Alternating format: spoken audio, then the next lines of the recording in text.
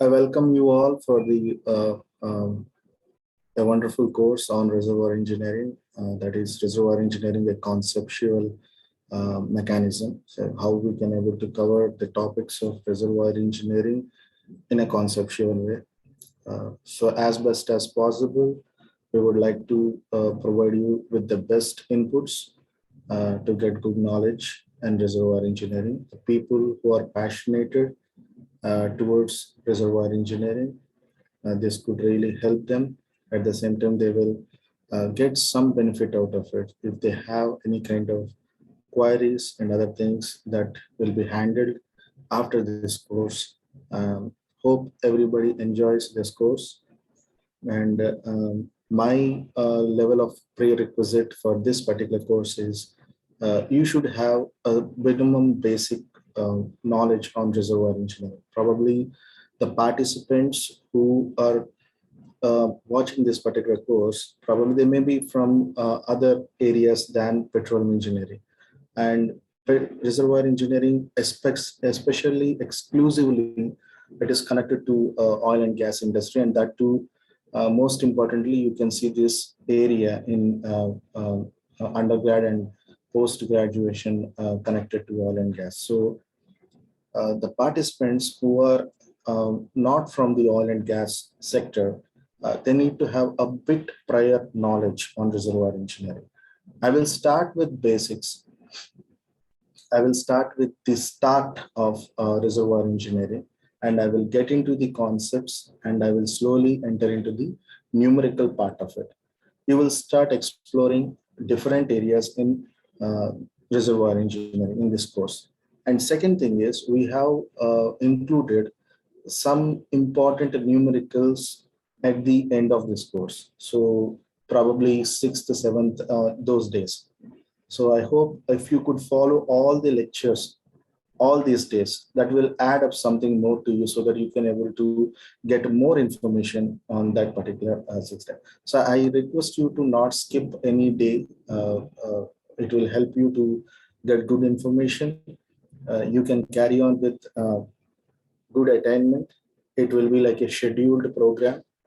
It was designed based on that, but there is a pace level is there. That pace you have to adjust. So that is how we have designed this program. Hope it will help you and it may get some good output for your understanding as well as for knowledge attainments. So without further delay, I'm going to start with the course that is 7 days of reservoir engineering, which will be covered in a conceptual way. So let us enter into it. So first of all, I will start with the introduction of reservoir, what exactly it will be. In petroleum engineering, we will be having a number of areas, like it will start with exploration. So you have to start searching crude oil, where exactly it has been deposited. So there are a number of technologies are there, like geological, geophysical, and chemical engineering. There are a number of areas, physical. So many disciplines will integrate together to get an idea of where exactly this particular crude oil have been deposited, at what particular depth. It happens at subsurface. So where exactly it has been deposited, that has to be explored by all these kind of people like geologists, geophysicists, and most importantly, oil and gas industry started with geologists. At present, we are having number of disciplines. Why? Because of understanding their significance. Based on that, these courses have been subdivided. And one among the most important area is reservoir engineering. And I will be explaining you why it is important. Reservoir engineering means it is the core area of oil and gas industry. It is the reservoir where it collects crude oil. This is what exactly we are searching for. It was hidden inside a reservoir. It will naturally it happens. There is no force or anything which will be applied by a human that will make it to happen. It happens naturally. Organic material will get degraded from the surface. It will go towards a depth where high temperature and pressure will help these organic materials and fossils to convert into crude oil. This could take some time. And there are a lot of chemistry is involved over here. So that will be understood if you start going through geochemistry, and there are a number of areas there that will help you to understand that. So once this was degraded, once crude oil was generated, it will take some more time to get mature. Crude oil may start to generate, but it has to take some more time to get completely mature. Mature means proper composition of hydrocarbons. Hydrocarbons carry from C1 to C60, even beyond that. It is not just happening at present, but it happens for a longer period. So these are all the things that will happen at the subsurface at one particular location. So that location where these changes are observed, that kind of location we will be naming it as a source rock. Source rock is the rock where crude oil will start to get generated by the biodegraded process of organic material.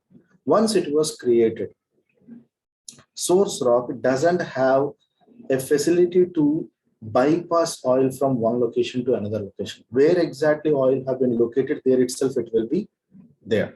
But it has to be moved, it has to be mobilized. For that, it requires a medium. So what is that medium? It's a permeable medium. So this is what we will be saying as permeability. It is a kind of medium where it will allow fluid to flow from one direction to another direction. It is a passage that can be observed inside a rock. So if you could able to see above a surface of source rock, there will be a transformation of crude oil from one location to another. Why? Because some kind of layers which are permeable that will be helping this crude oil to move from one location to another location. And oil cannot move by itself. It will be mobilized by another medium. That is what we will be naming it as very important part of this reservoir, that is water. So this water will drive oil from one location to another location. Oil have been generated at source rock, and it started to migrate in a permeable zone from one location where the source rock is there to some other location, and it was driven by water. What is this water? Normally, this water is not the water which is connected to sea, neither river or fresh water. So this is some kind of water which is not related to any other water of what we know or what we see regularly. This water we will be naming this as oil filled waters. So oil filled water is a separate category of water which is present in the subsurface that will drive crude oil from one location to another location. Why we named it as oil filled waters? Normally, the total dissolved salts of water, if you observe for sea, that will be having around 30,000 ppm, parts per million. So it is the amount of salts that were dissolved in seawater. If you take it to river, it will be 5,000 and above, 10,000.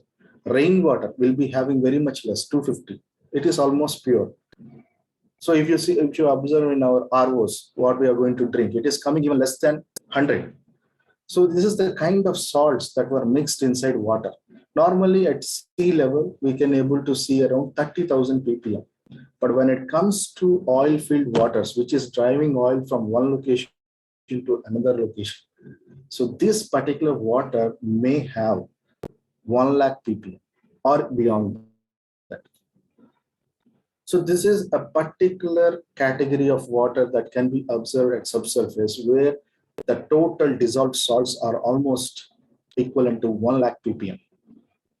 So this is the water which will drive oil from the location of source towards some other location. That location, it will be driving, and finally it will be coming towards a location where there is a kind of convex a type of layer that can be observed. So water will drive oil towards this kind of shape, and it will start to push towards top. Since oil has less gravity compared to water, so oil will always try to settle at top when these both are at combination. So water will push oil, but when there is a low pressure zone, which was observed nearby any location, there oil will start to settle. Below that, water will bypass, and water acts like a wall so that oil cannot be escaped from that location, either from downside or else from the topper side. So when it comes to top, there should be a layer which is non-permeable. So this particular layer, we will be naming it as cap rock, where it acts like a cap. It will seal the oil which is going to get escaped. If it is permeable, oil may start to get escaped and it will be going towards the surface. So there it can appear in the form of seepages that can be observed by any person who is bypassing on the road. But normally, if it is impermeable layer, if it was observed on the top of the oil layer, then oil cannot get escaped. Oil cannot be escaped above the layer that acts as a seal, and below water is acting like a wall. So oil have been blocked in between. And this particular zone where the oil and water which were present, that zone we will be naming it as reservoir. So reservoir represents especially for oil, and when it comes to water, we will be naming it as aquifer reservoir. So when it comes to reservoir, accumulation of oil and gas plus the water which is acting to hold it. So that is considered to be a reservoir. Beyond the limit of the water which is around it, that will be named as reservoir aquifer. So this is how a reservoir structure will be. It will be inverse of a convex shape. In seismics, they name it as anticline. So these are the structures we will be observing in the subsurface to identify the locations where crude oil have been deposited. So this is how a geologist and geophysicist will observe in different areas, either in geophysical methods like seismics and geological methods like core analysis. And so many things will be done to identify whether the crude oil is present inside the reservoir. Naturally, every reservoir doesn't contain oil. All the reservoirs are naturally filled with water. Why? Because before organic matter, we believe water is existing. So water was there earlier. So oil was bypassed through water. It was forced to enter into reservoir by displacing water, and it has adhered for longer periods so that it started to accomplish that location with this particular fluid, that is hydrocarbons. So it would take a lot of time to restore as a reservoir. Once the reservoir have been recognized, then it has to get extracted, like oil has to get extracted from the reservoir. So we need technologies like drilling technology is there, where we are going to drill from surface to subsurface, where exactly the location of crude oil is present. So once after drilling it, you will start extracting oil from the reservoir to the surface. So this is a commercial outcome of the hydrocarbon industry. So reservoir engineering is related to the study of reservoir. So how the reservoir is behaving. You started to drill a well, but whether the reservoir is ready to produce oil towards your well. So that has to be analyzed. And what kind of reservoir it is. We have different reservoirs of that and the kind of properties that is helping you to produce good amount of oil. So you have to understand the kind of nature, how the reservoir rock is behaving. Every reservoir rock is unique. Their properties are unique. Every rock has a different kind of properties that has to be understood with its own significance. What are the properties? Fundamental properties are there that has to be understood, and the kind of behavior towards the well which have been drilled, that also has to be understood. You have to provide an environment where the oil will start to flow in a smoother way towards your well. So these are all the operations that can be done by a reservoir engineer. First of all, you need to analyze what kind of reservoir it is and how much extent of oil have been spread out through the reservoir and how it is going to be extracted by the technologies of what exactly we have at present. and what can it be done, or how best you can enhance the recovery. You have to understand the kind of drive mechanisms what are affecting this crude oil to move towards your production well. So all these things comes under reservoir engineering.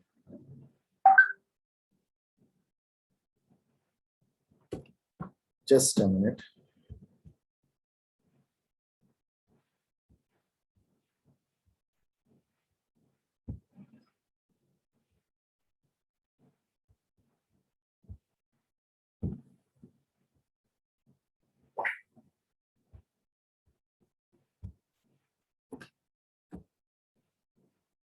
So what are the objectives of reservoir engineering? It will objectify the pathway to produce oil economically. A reservoir engineer has to define and predict its heterogeneity. Most of the reservoirs are observed to be heterogeneous. Earlier, it was considered to be homogeneous so that the operations were almost similar for every reservoir. So later after that, they understood the significance of the variations and complexities which were happening inside the reservoir, so that accordingly disciplines, new things have started to come. And one among that is reservoir engineering. We have a reservoir engineer has to avoid drilling unnecessary and expensive well. A well is very expensive. If it is a failure, if it couldn't able to provide a proper outcome, then whatever investment that have been done on the well, that will start to get failed. He should possess sound knowledge on directional permeability. Directional permeability we will be observing inside the lecture what exactly it is. So if a reservoir engineer can able to assess permeability in a proper direction, then he can locate a well in a particular location where the oil will start to move towards that location rather than where the oil have been restored. So let us see reservoir engineering in some kind of discipline. We will context it, which can be understood even more better. So we are having a life stages of reservoir. So life of a reservoir as an infant. So let us consider reservoir to be a womb of a pregnant woman. And let us see how this is going to be developed. It was a known fact for most of the people, what is happening around it. So how we can connect that to reservoir. So initially, we have to decide whether the crude oil is present inside the womb or not, inside the reservoir or not. You have to do certain tests and you have to confirm it. So that particular phase, we will be naming that as exploration phase, confirming hydrocarbons inside reservoir by geologists. Geologists acts like doctors to confirm whether the presence of baby inside the womb or not. Then comes the dimensions. You have already confirmed that crude oil is present, but right now you need to understand how much extent oil have been extended. What kind of dimensions? X, Y, Z axis. So in X direction, how much oil have been extended? In Y direction and Z direction, vertically, horizontally, and whatever directions you want to dimensionate, that has to be done. So that will be done in delineation phase. You are deciding the boundaries. You are defining the boundaries of a reservoir where the gas have been extended. Then comes oil, and finally water. Then comes, you are going to drill a well towards a new location inside a subsurface. How the well will react to the reservoir? Any kind of allergies? Before doing any kind of operation, you need to test. You have any allergic reactions? So that will be known before going into reservoir completely. You are going to extract oil from subsurface. So you need to test it, whether the well will act like an injection that will test it, whether it is going to produce proper amount of oil towards your drilled well. You have a specified casing, you have a specified tubing, diameter and all these things, whether that is suitable or not. How your reservoir is going to get reacted. Any kind of discontinuities or faults, compressions, something is subjecting oil to flow towards your well. So all these things can be understood in well testing. So this particular phase comes under development phase. Then comes final operation. You are going to extract the baby. You are going to extract crude oil from the reservoir. So we have different processes like primary way of extracting, then comes secondary way, and finally comes tertiary, and in between enhanced oil recovery. So it all depends on the kind of delivery what you are going to do towards your reservoir, whether it's a normal, cesarean, or what kind of uh, methodologies that will be adopted by your geologists as doctors or petrophysicists, petroleum engineers, chemical engineers. So many disciplined people will act to extract crude oil from the subsurface. So this is how the production phase will be continued. Then once everything was done, you have extracted it. Then you have to fill all the formalities and you have to leave the hospital. So filling the formalities is very much important. Why? Because you need to concern about environment. You are not going to just leave the reservoir after operation and just like that you can't leave it. There are a number of organic material, organic living beings that were dependent on that particular location that may have some diversified effects over there. So you have to completely close the well which was drilled so that it will not have any much negative impact on the habitat which is nearby. So you are responsible for that. Anything happens, you have to understand that because of your operation, that might have happened. So you have to be very much responsible for completely abandonment of the operation. So you have to fill all the formalities. Then you can leave the field. So what is the time scale for each life stages? We have discussed about 5 life stages. One is exploration. Second one is delineation. Third one is development. Fourth one is production. And fifth one is discharge, that is abandonment. So when we talk about exploration, it will take around 3 to 5 years. So we're going to search crude oil with different disciplines like geologists, geophysics, they do number of operations, core analysis. So in laboratories, everything. This will help you to understand that whether there is a commercial amount of crude oil is present, reserves. They were present so that you can able to extract in a commercial way. Then comes delineation. This is the phase which is very important for any industry, this delineation phase. This phase will decide whether we have to go for further or there itself we have to stop the operation. So this is the phase once the dimensions have reservoir have been assessed, then you need to appraise towards your higher authorities. Whatever investment we are going to invest for this particular project to extract crude oil, that will be commercial, profitable, and it can happen positively. So this is how exactly this delineation phase will be carried out. Then next comes, this may take around 2 to 5 years. The next comes development phase. Probably you have already drilled wells in exploration phase that has to be developed. When you have drilled a well, you might not have started with casing, tubing, or anything. You started to drill a well to collect a core sample at a particular depth. But once you reach that, if you were confirmed that there is presence of crude oil, then you need to develop that particular well. While developing, you can start to produce some amount of crude oil so that the production, it is showing in a positive direction. You can see that production started during development phase itself. So where it started to produce, once you started to convert the wells which you have already drilled into a production well. So once after completing that into a production well, then the normal production process will be continued. Here you have to see the kind of dry mechanisms. We will be discussing about that, how it is going to impact the flow of oil towards your well, which you have been drilled. So this may take around 10 to 15 years. If it is extended, that is commercial profit for the industry. It is a rough kind of estimation, 10 to 15 years. So always an oil and gas industry person will expect this particular phase to extend. Why? Because this is the phase where you can able to observe the kind of profit what you are going to get in the industry. So it is a commercial phase, that is production phase. Then after that, you're going to see very important phase, that is declination phase. So decline phase. Here, the role of reservoir engineer comes into picture. It is very much important.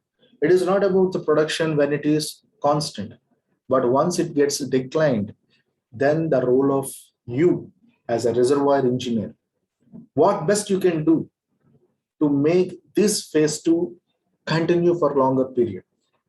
So this may end up very soon if the processes or else the decisions were not proper.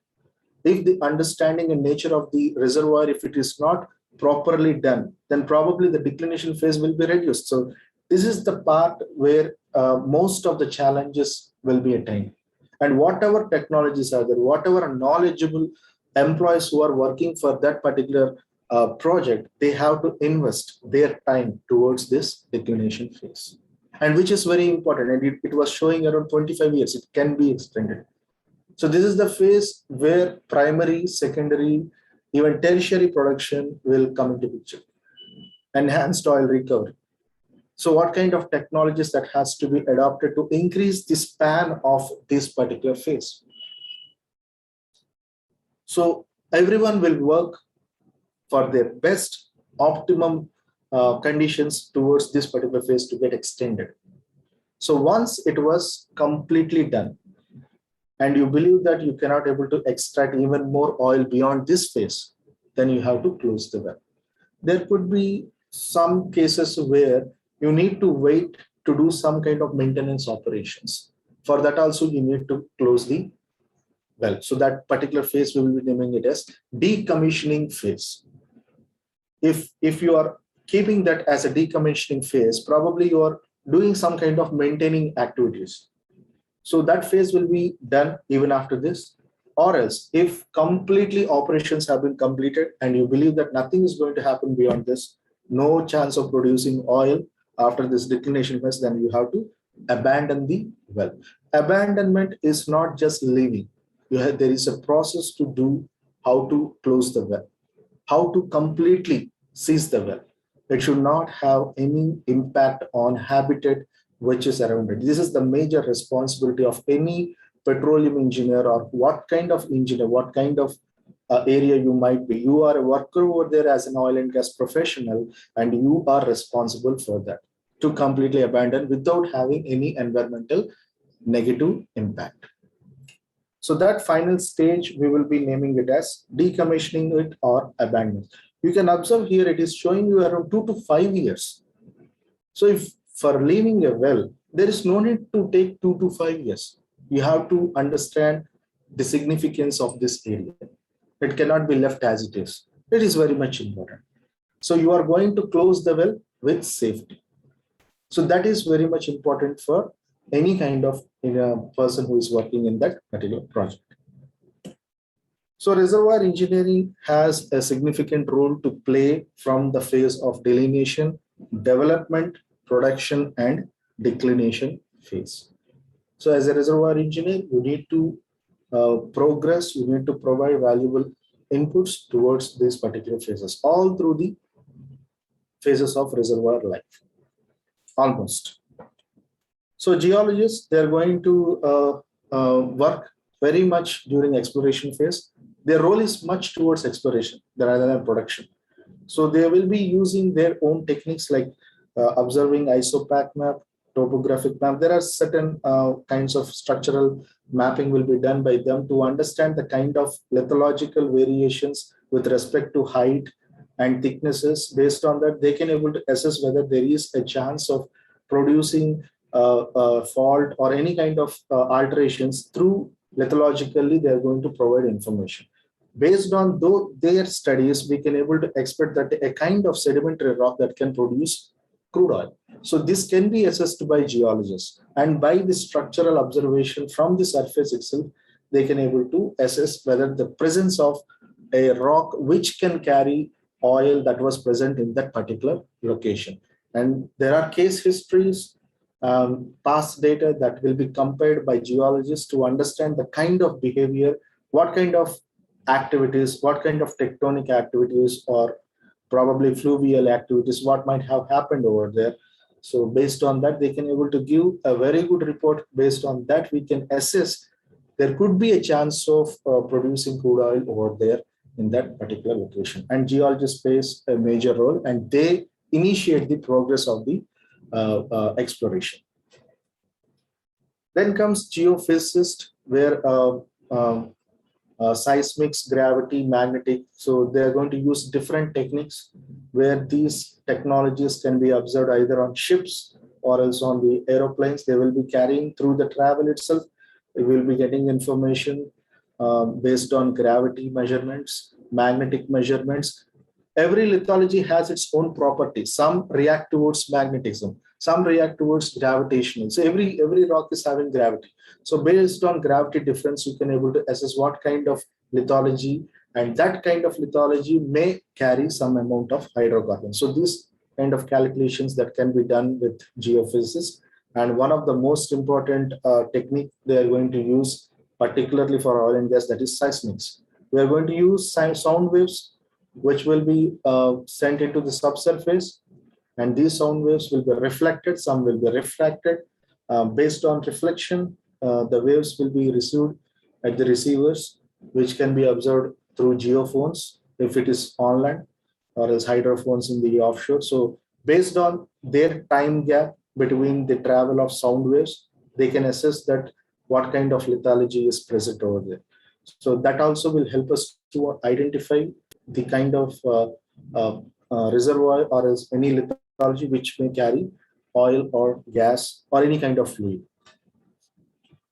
So you can see there is a seismic trace that will be sent. It is a source of seismic waves that will be sent into the subsurface. You can see a bed which was kept.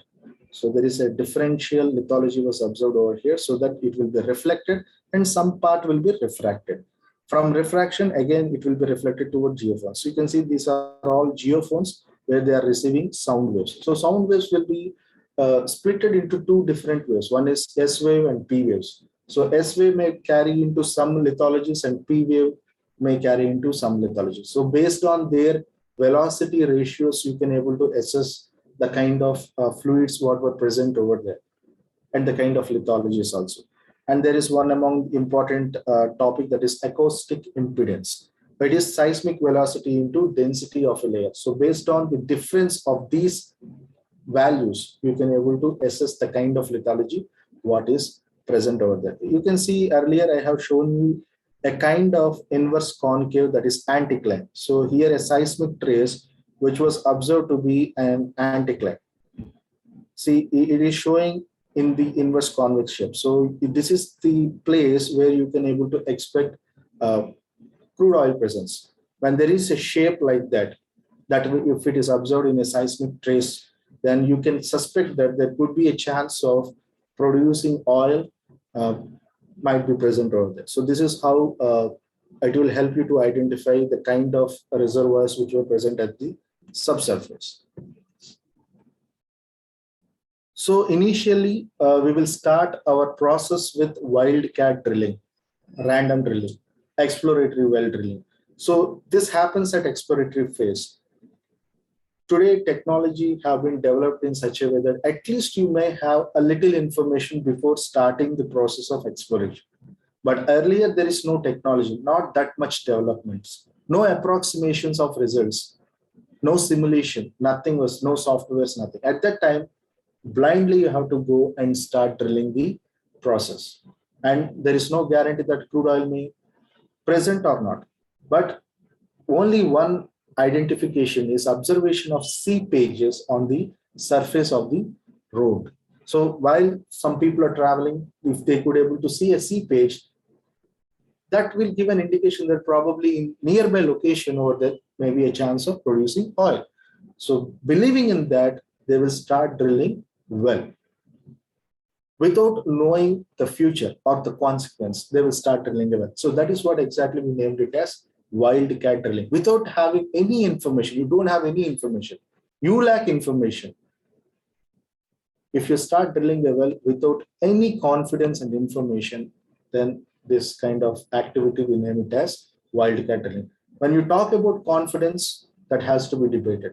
Confidence, of course, we don't have, but at least a little bit, you need to believe that there could be a chance of producing oil over there. So based on that, you have to start drilling well over there. So this is what exactly we name it as wildcat drilling process. So it lacks information. There is a gap. There is no data available. So you want to know what is present over there. Probably you believe that there could be a chance of producing crude oil which was present over there. Maybe it may help you to get crude oil. So this is the kind of information that you have at present. So believing in that, you are going to drill a well, and sometimes it will be rewarding. You can see the case studies like that. 2019, ConocoPhillips Scandinavia AS in the Norwegian side, 110 million standard cubic feet of recoverable oils equivalent was discovered. So blindly, if you start drilling well with a little confidence, probably you may reward with good amount of crude oil. In the same way, Guyana also have produced 6 billion barrels. At the same time, failures also will happen. 2019, Kane Energy at Scotland, nothing was able to produce. So it happens out of here, 1 out of 3 were successful, but other 2 were failure. So this is still the technology has to develop in such a way that you can able to produce all the 3 to get success. So delineation is the phase where this is very significant phase where you are going to dimension. You have to give the dimensions of your reservoir, like oil water contact, gas oil contact, how much extent it has been extended with respect to x-axis, y-axis, and z-axis. So you are going to delineate the kind of reservoir. So based on this dimensions, you can expect the amount of crude oil which was present over there. It could be measured with respect to barrels. So how much amount of reservoir barrels that were present inside a reservoir? How many tons are available over there? So this will give a kind of confidence that if you start proceeding yourself into the production operation, then the profit what is going to be expected after extracting that amount of oil could be economical. So these kind of estimations will be reported. They will start estimating it. They will start calculating, analyzing. So there could be this much. This is the kind of reservoir shape that is available. It is extended to that limit. So based on that limit, volume of reservoir will be assessed. So with that volume, how much amount can be extracted so that that can be distributed as profits. So this is how the assessments will be taken so that the project, whether it has to be accepted or not, it depends on the report of appraisal. So that happens during delineation phase, which is very much significant for any kind of oil and gas project operation.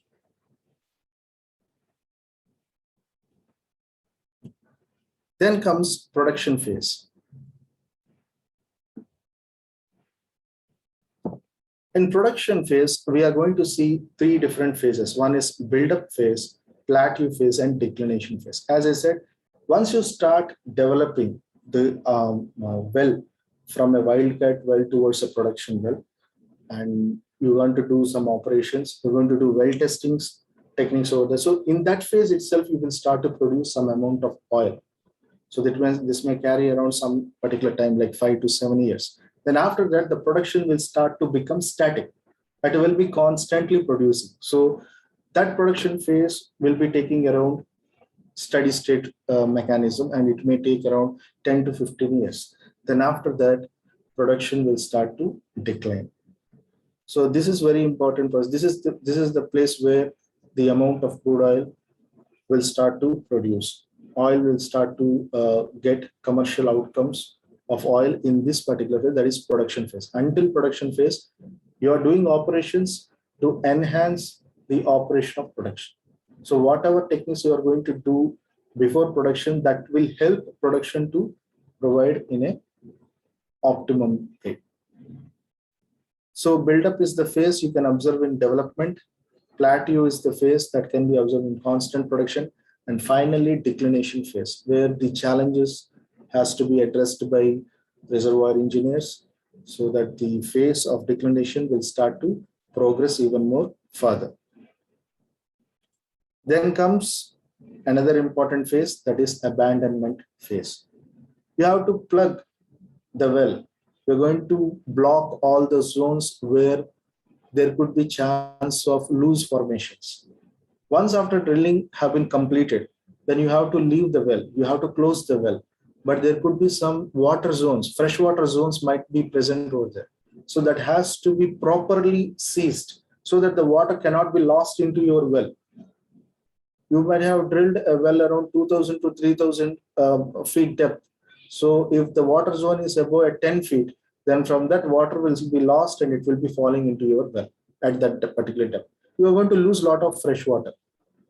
So that is how we have to stop, how to avoid such kind of catastrophes that has to be uh, handled very properly. So it should be cemented, it should be plugged. So all these things, activities that can be done during the last phase of your reservoir life, that is abandonment phase, that is plug and abandonment. You are going to plug the places where there are sensitive zones are there. So you are not going to lose any kind of natural resources which were dependent on the habitat.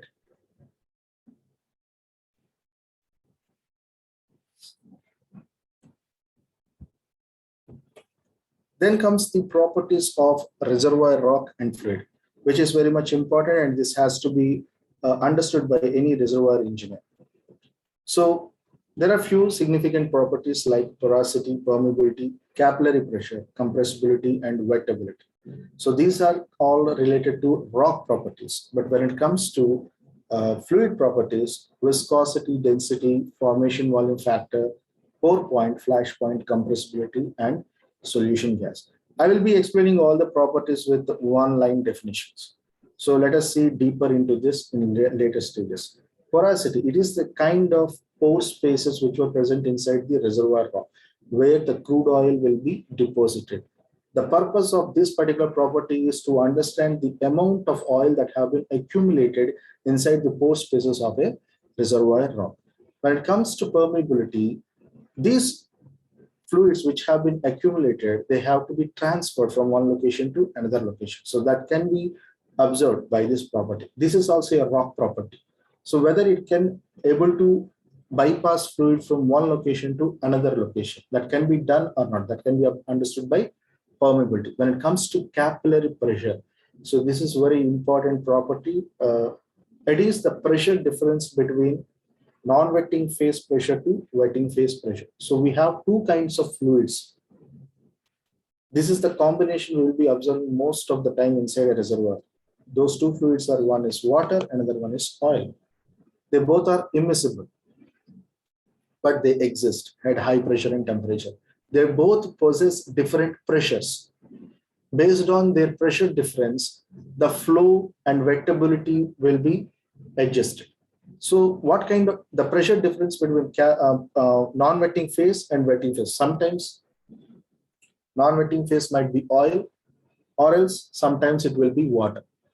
In the same way for wetting phase also. Sometimes wetting phase might be water, or else it will be oil. So it depends on the type of reservoir. So based on the reservoir, the pressure difference between oil and water as non-wetting and wetting phase will be observed. So that is how capillary pressure will be defined. Why we have to understand this property, capillary pressure? Capillary pressure, by understanding this particular property, we can able to assess the fluid, whether it is moving in what direction. At currently, what is the status of fluid which was present over there? Whether which one is dominating? Here we say wetting phase is dominating. Whether oil is dominating or water is dominating. If oil is dominating, we say oil as wetting phase. If water is dominating, we say water as wetting phase. So what kind of fluid is being dominated? Domination represents whole reservoir started to get attracted towards that particular fluid rather than the other fluid which was present as a foreigner. What is that foreign fluid? What is a continuous fluid? If a continuous fluid is oil, then the foreign fluid will be water. It may not have space to stay there. So it will be bypassed. It will be thrown away from the reservoir. It will be moved fastly from the reservoir. So these are the kind of activities that will be observed inside a reservoir through capillary pressure, which is very important property that will help you to understand the kind of reservoir and what it is accommodating, how best it is being accommodated, for what kind of fluid, whether it is oil or water. Next comes compressibility. Compressibility is also an important property that will help oil to bypass from one location to another location. And if the compressibility was adjusted in a proper way, then you can able to extract maximum amount of oil from the reservoir rock. Every fluid is compressible except water. In the same way, rock is also being compressible. So rock has a property to get compressed. Fluid has a property to get compressed, and both are sensitive towards pressures and temperatures. So based on these probabilities arrangements, you can able to extract oil in a commercial way. Some kind of oil will be escaped into some nanopores or micropores inside the reservoir, but only compressibility can able to spill that kind of fluid also from that particular pores towards outside, so that you can able to collect it. Then comes wettability. Wettability is a kind of attractive property towards a fluid. A rock might be wetted towards water. Sometimes it will be wetted towards oil. Oil wetted rocks are much prone to attract organic fluids. Water wetted rocks are much prone to attract polar agents. So it all depends on the type of wettable characteristics that is with the rock. What kind of rock it is, whether it is oil wet or water wet, or it's mixed wet or intermediate wet or fractional wet, there are a number of wettability arrangements out there that has to be understood. So what kind of rock that is wetting with, whether it is wetted with water or oil, or else it is wetting both.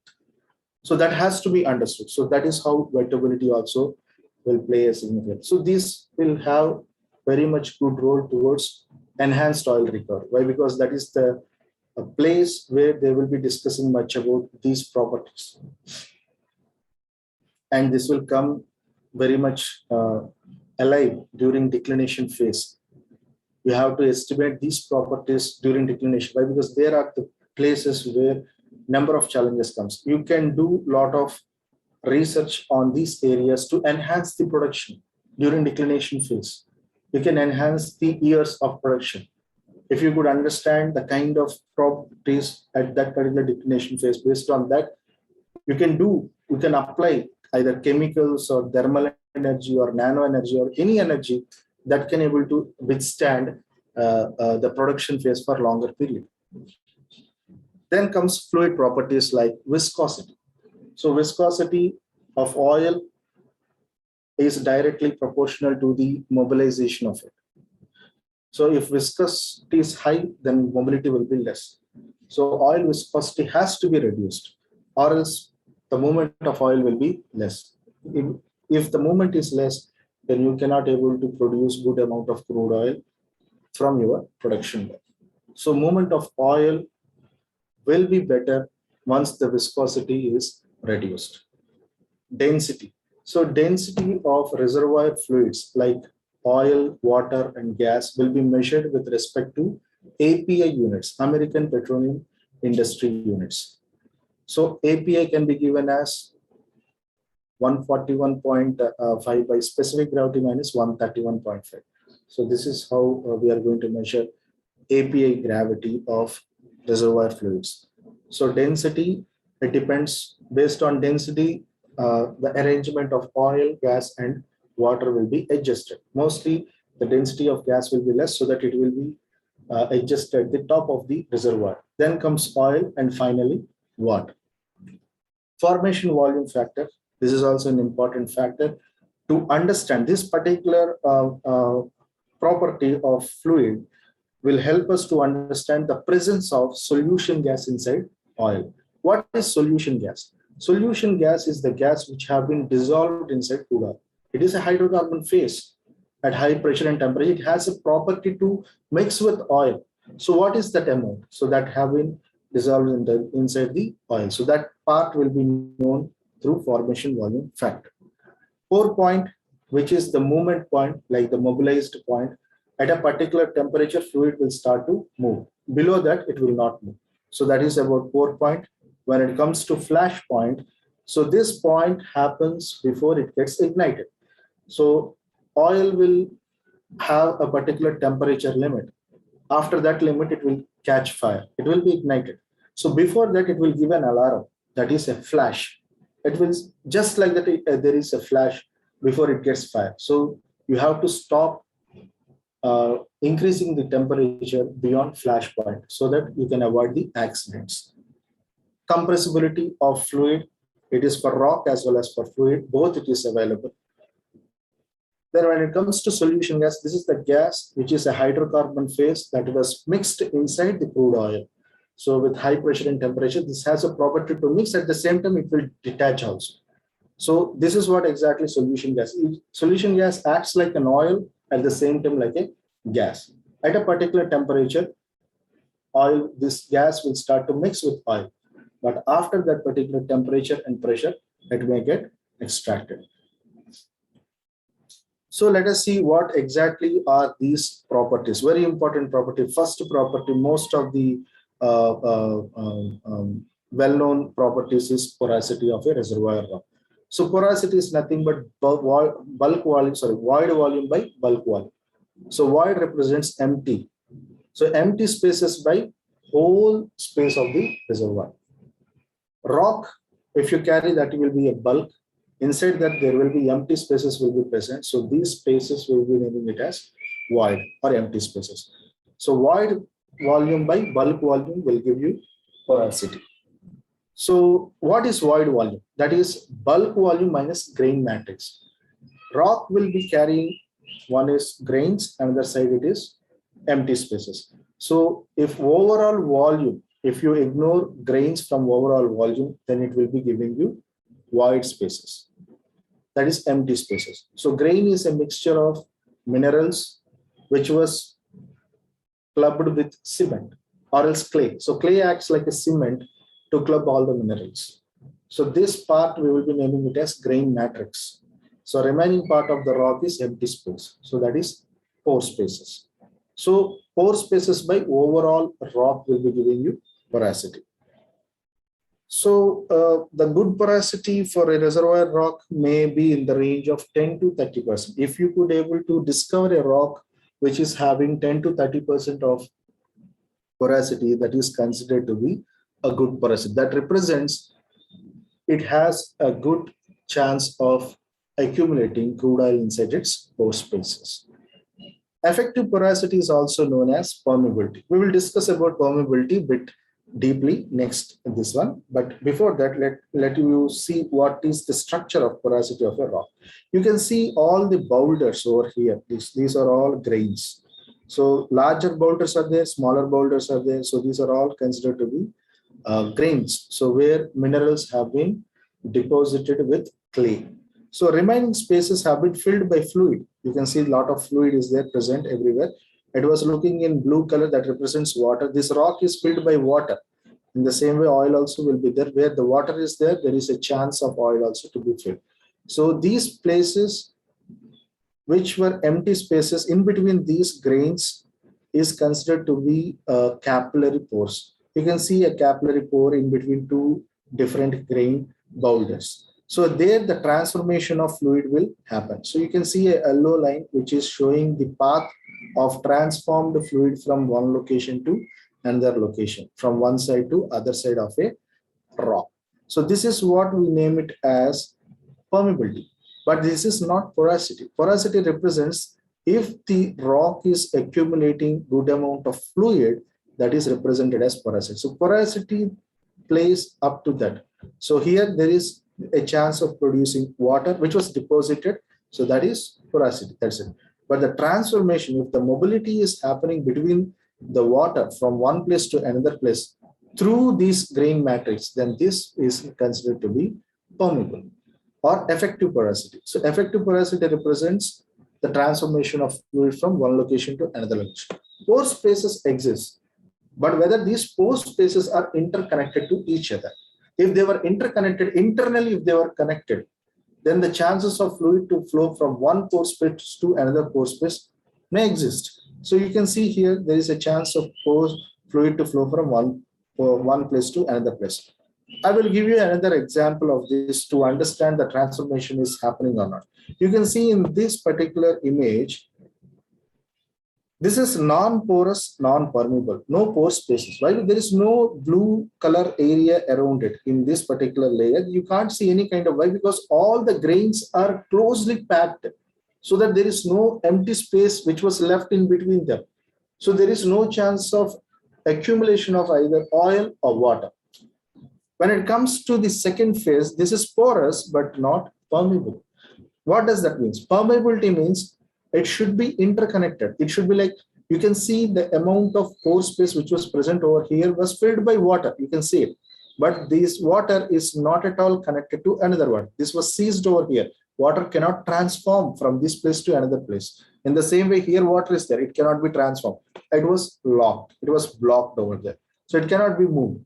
So here you can see water zone. It cannot be moved now.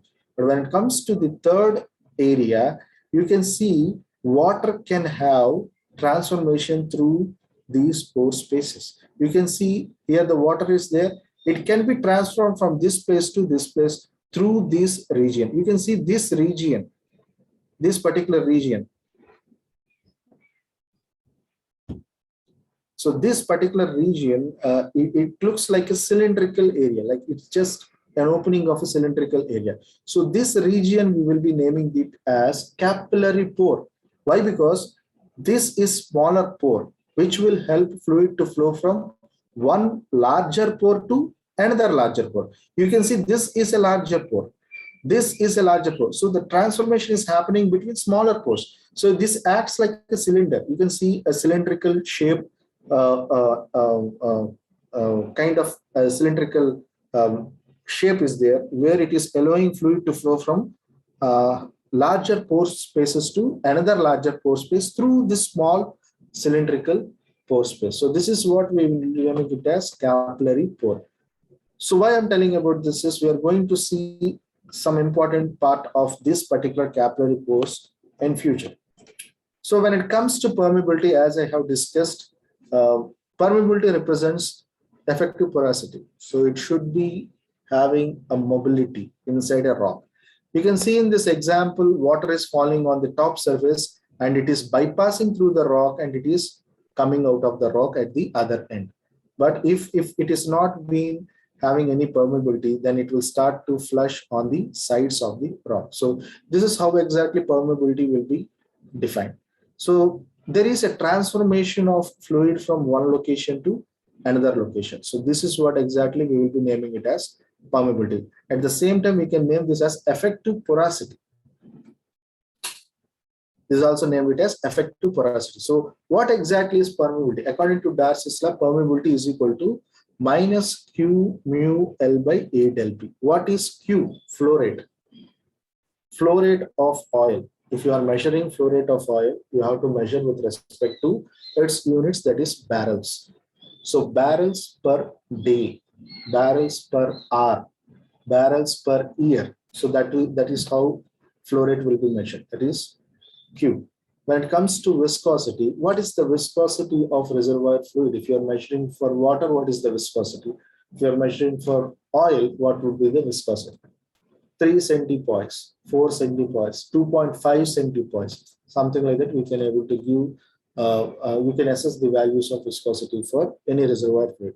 Length of the core sample. So the reservoir rock, every rock is having proper dimensions of length. So that will be measured as L. If it is respected to measure with feet, you have to measure it with feet. And comes cross-sectional area, A. So this is area of your reservoir rock. If it is a cylindrical reservoir rock, the area will be pi r square.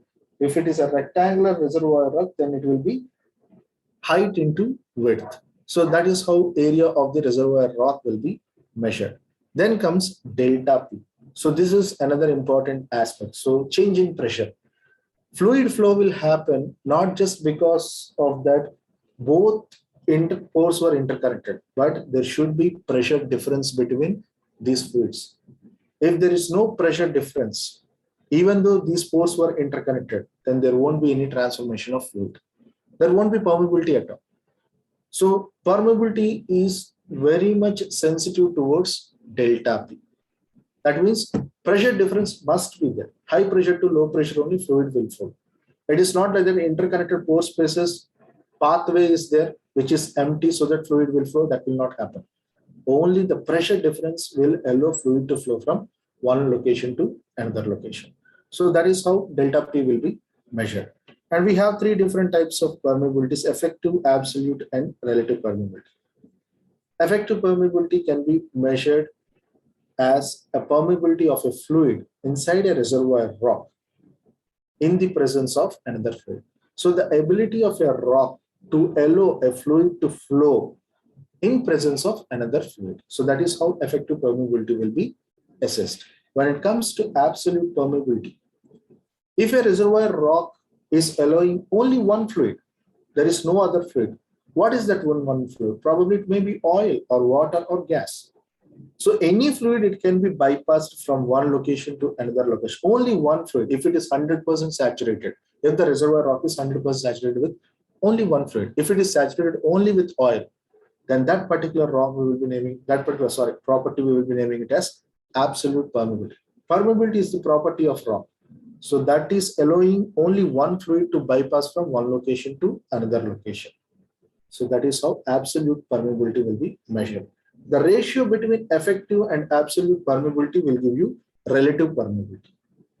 Relative permeability is also an important property of a reservoir rock to understand the movement of fluid which is happening inside a reservoir rock in the presence of other fluid. So what is the movement of oil in a rock where oil and water is there? What is the movement of gas in a rock where oil, gas, and water also might be there? So you are measuring the movement of one particular fluid in presence of other fluids independently. So this is how relative permeability will help us to understand the kind of movement, mobility of a particular phase in the presence of other reservoir fluids. And comes compressibility. So compressibility, we are having two types of compressibilities here. One is for rock and the other one is for fluid. So rock compressibility, we have a different theory, and fluid compressibility, we have a different theory, but application is same. So compressibility can be understood in this way. It is the change in volume, that is dou V, to the original volume, that is V, capital V, when there is change in pressure. When there is a change in pressure, if the pressure have reduced or increased or altered, modified. If pressure is modified, right now we are going to talk firstly about fluid, then we will come to reservoir rock. So I'm going to talk about fluid first, fluid compressibility. So if pressure have been reduced, then what will happen to the volume of fluid which was present over there? Because of that fluid, water, there won't be any impact. Since water is incompressible, if you change pressure, there won't be any impact on water. But when it comes to gas and oil, you can observe the changes in volume when you change pressure. When you reduce pressure, the volume of gas and oil will increase. When you reduce pressure, here you have to understand only two things. We are reducing pressure, but you are seeing that volume is increasing. So when you do some operation here in a negative direction, the result is becoming positive. So positive by negative will give you negative value. So because of that, to make it positive, we have given a minus symbol. So why this minus symbol have been indicated? So many questions might be asked through this particular thing. Why minus symbol have been assigned to compressibility of fluid, not to the rock? So when it comes to that difference, minus value was given to make it positive. Why? Because compressibility cannot be a negative value. To make that value to become positive, it was given to be negative symbol. How it is going to make it positive? When you change pressure, that means if you reduce pressure, you expect volume to reduce, then the values will be less to less, minus to minus, it will be positive. But when you change pressure to be less, like you are reducing pressure, but you are observing volume to be increased, So pressure is moving in negative direction, volume is moving to positive direction. So positive by negative will give you negative. So negative into negative will give you positive. So in that way, to make it overall magnitude to become positive, the minus symbol for compressibility towards fluid was given. But when it comes to compressibility with respect to rock, the definition varies. When you change pressure, when you reduce pressure, the volume also will reduce. We will be seeing that in theoretical way. So when you reduce pressure of a rock, or else when you reduce reservoir pressure, then you can see the volume of rock is also reducing. But the same thing if you see over here, when you reduce pressure inside a reservoir rock, but the volume of fluid is increasing. Here, when you reduce the pressure, the volume of rock is also reducing. So both negative to negative, that is positive. So there is no need to put minus symbol over here. Why? Because the result is outcome is positive. So there is no need to add any minus symbol over here. So let us see how when you reduce pressure of a reservoir rock, why the volume of rock is reducing. You can see here the square symbols represents grain matrix. Square symbols represents grain matrix. This is a rock. This is the shape of a rock. So let us concentrate on this particular diagram. So this is the shape of a reservoir rock where the grains have been kept as square symbols. So the water was accumulated in between grain spaces. So these are all pore spaces where it started to accumulate with water. So once you reduce pressure, this water will start to expand. So there is no space beyond these grain matrix to get expanded, so that it will start to move away from the grain spaces. It was forced to move. If you reduce pressure, water or oil, whatever fluid it is there, it will start to get expanded. Since the volume is constricted because of grain matrix, it will start to move away from the grain matrix. It has to move somewhere. So in place of, there is no space inside the grain matrix, so it will start to move away from the grain matrix, and all the grain matrix will start to come close together. Means the volume of reservoir rock is reducing and the volume of reservoir fluid is increasing. You can see here when you reduce pressure, volume of fluid is increasing so that it moved away from the pore spaces, making these grains to come close together by reducing the volume of the reservoir rock. In that way, when you reduce pressure of a reservoir rock, volume of rock is also reducing. When it comes to fluid, when you reduce pressure, the volume of fluid is increasing and it don't have a space to accumulate. It will start to move away from the pore spaces. So this is how the process of compressibility will act. If you reduce pressure, it could be of anywhere, micro pore space or nano pore space, but if you could able to alter the pressure, fluid itself will expand so that it will start to move away from the pore spaces. It will start to enter into your reservoir. So because of that only, you can see two different changes. Once you reduce pressure, fluid volume will increase and the rock volume will reduce. Both happen simultaneously.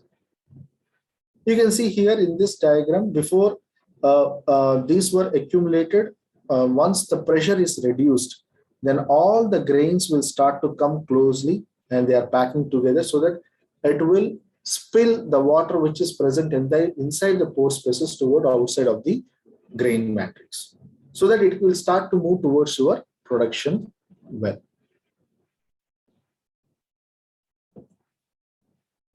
Next comes important topic. What is the relation between porosity and permeability? There were a number of case studies that have been observed to see whether the porosity is interlinked with permeability. If porosity is more, that means permeability is also more. So, or else it will be reversed. So they have done number of case studies. There are certain case studies which was observed that porosity is increasing with permeability, but there are some more case studies where it is showing in a random outcomes. So you cannot distinguish between porosity and permeability at some case studies, but some case studies have observed to be when porosity is increasing, permeability is also observed to increase. But whether they both are related or not, the relation actually to say there is no relation between porosity and permeability. Some places, if porosity is high, probably because of interconnected pore spaces, permeability also will be high. But it is not like that it will continue for all the reservoir. It cannot be an ideal outcome. But it can be connected with some conditional observations. Like if you consider the reservoir to be a cylinder, and if you have pore spaces like a capillary tubes, where I have shown you this in this image, you can see the transformation of fluid is happening from one location to another location. If this particular pore space, a smaller pore space, acts like a capillary tube, like a cylindrical, which is having a radius, like all the reservoir rock is also having equal capillary tube radius, then we can able to connect porosity with permeability. So let us see how these two things are connected mathematically if the conditions were applied. So let us see whether the porosity and permeability can be connected if the radius of all the capillary tubes were alike. Before that, let us consider our reservoir rock to be a cylinder. So your reservoir rock has to be a cylinder to observe this particular relation. Then you should have capillary tubes, and the cylinder is having a length of L, and the capillary tubes, which we have observed earlier, that the transformation of fluid is flowing through capillary tubes, and all the capillary tubes will be having equal radius with equal length. So this is how the capillary tubes were arranged in a cylinder. It's an experimental way of connecting porosity and permeability. So if the capillary tubes were almost alike, so we believe that the all smaller pores inside a reservoir rock will be having equal radius. Practically, you can see some errors will be there, but if you do it in a laboratory, you can able to find out a result like this. So you can see these are all capillary tubes, like orange color tubes, which are having equal radius, all cylindrical capillary tubes, where the transformation of fluid is happening through these pores. These capillary pores are the pores where it will transfer fluid from one location to another location. You can see the fluid is flowing from one end and it is entering into another end through these particular pores. These are capillary pores. So where the radiuses of all the capillary pores were considered to be same, and we will be giving that radius value to be R, simple R. And the length of all capillary tubes are considered to be L, which is equivalent to your bulk volume of your core sample. That is your cylindrical reservoir sample, that is L. Then, according to Poiseuille's equation, the flow rate, I have told you what exactly is flow rate. That is the amount of fluid which was flowing per time. If you are measuring with respect to cubic centimeters, cc per second, cc per minute, cc per hour, like that we can able to measure. So since we are observing this observation in laboratory, we are going to measure with respect to cc rather than barrels and standard cubic feet. We can talk in the smaller scale, that is cubic centimeter. So the amount of volume of fluid which is flowing from one location to another location with respect to time can be considered as flow rate. That is given as n. N represents number of these capillary tubes. 1, 2, 3, 4, 5, 6. So here we are having 6 capillary tubes. So the value of n will give you 6. How many number are there? That we can able to give it.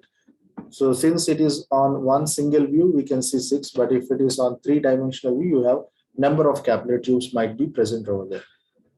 Pi r power 4 by r represents the radius of each capillary pore. We don't have different radiuses. If different radiuses are there, then we have to write r1 plus r2 plus r3 or 1 by r1 plus 1. So for making it ideal, all the radius of all the capillary tubes, smaller tubes, we will make it to become r. So r represents the radius of each capillary pore by 8 into mu. Mu represents viscosity of the fluid which is flowing from one direction to another direction. And delta P, high pressure to see. By observing these arrows, we can observe that the pressure at this location will be higher and the location where the fluid is moving will be lower. So always fluid will flow from higher pressure to lower pressure. So delta P represents pressure difference between upstream pressure to downstream pressure by length, the length of capillary tube, which is equivalent to the length of your whole bulk reservoir also. So this is how a flow rate of Poiseuille, which have been defined. He has done this experiment in laboratory. So we can connect this to our reservoir area also. Since this experiment has some similarity with our reservoir core sample, where the grains, which we are not much bothered about grains, but we are much bothered about that capillary tubes, which we have discussed, where the transformation is happening. So that kind of transformation is happening through these capillary tubes, where the radiuses were observed to be same. Probably 0.5 plus or minus error will be always there, but we can able to accept up to some extent. So according to Poiseuille, he has given this equation. But at the same way, these conditions, if you observe in reservoir, Darcy have given you this equation. Darcy has given you Q is equal to K into cross-sectional area by viscosity into delta P by L. So delta P represents pressure difference between upstream pressure and downstream pressure.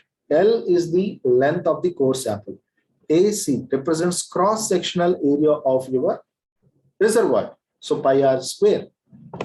K represents permeability of the reservoir by mu. So this is the equation given by Darcy's law. Forget about this equation, but this equation was given by Darcy's law. So the same equation for flow rate, he has given a different form, and Poiseuille have given a different form. So Poiseuille has given this equation and Darcy have given this equation, and both will give you similar results of flow rate. Since both are giving flow rate same, you can equate n pi r power, that means Poiseuille equation with Darcy's law. So here n pi r power 4 by 8 mu into del P by L is equivalent to K into cross-sectional area of the reservoir into delta P by L by mu. So these both have been equated. So delta P by L, here on the LHS and RHS, delta P by L is common, so it has been cancelled. Then with this equation, K can be observed as n pi r power 4 by 8 into cross-sectional area. And this is simple calculation of mathematics. More than that, nothing. Only thing is, these two equations have been equated to make delta P by L cancel on LHS and RHS side. So right now, K is equal to n pi r power 4 by 8 into cross-sectional area. Let us keep this aside. Let us concentrate on porosity. So porosity symbol for any reservoir is phi. So what is porosity? We have discussed that is pore volume to bulk volume. So VP represents pore volume, VB represents bulk volume.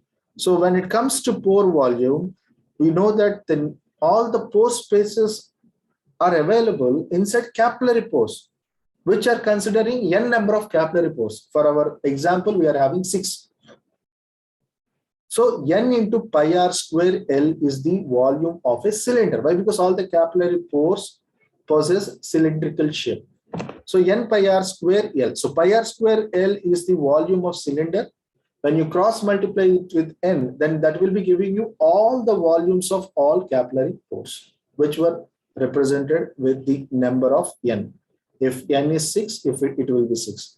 N is 7, it will be 7. So like that, it will be subdivided by cross-sectional area of the whole reservoir into length will give you bulk volume.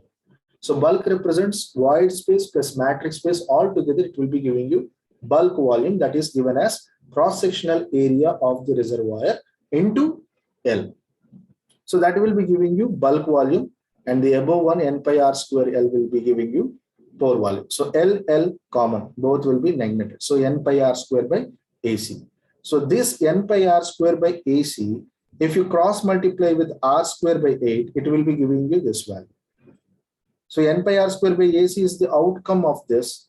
So if you cross multiply n pi r square by AC with r square by 8, it will be giving you the value of this. So what is this value? That is nothing but K. So n pi r square by AC is nothing but phi. So this phi is equal to n pi r square by AC into r square by 8 is nothing but K. So this is the relation between porosity and permeability. So you are just adjusting this porosity equation by cross multiplying with r square by 8 to get the value of porosity and permeability. Why? Because you are making this k equivalent to, sorry, porosity equivalent to k by cross multiplying it with r square by 8. So once you cross multiply 5 with r square by 8, that will give you permeability. So this is how permeability and porosity were related if the conditions were applied.